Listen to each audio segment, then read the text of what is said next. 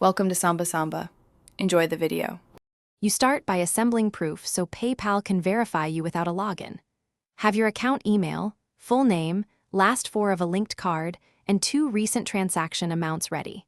Also prepare a photo ID and the new phone number. Once done, find PayPal's official customer service phone number or secure chat on their site from a separate device.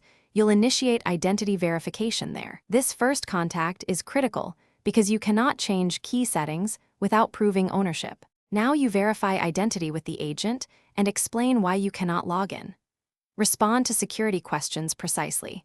Provide the requested ID images through the platform's secure upload or as instructed.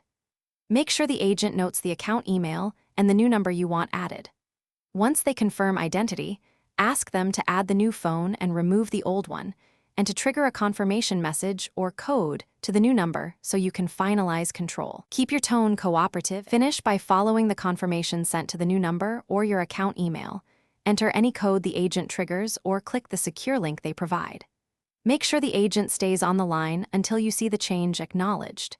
If you don't receive a code, ask the agent to escalate or resend the confirmation link and obtain a case reference number. If the process stalls, request supervisor review and keep records of names, timestamps, and the reference so you can follow up promptly. Thanks for watching. Consider subscribing if we helped you.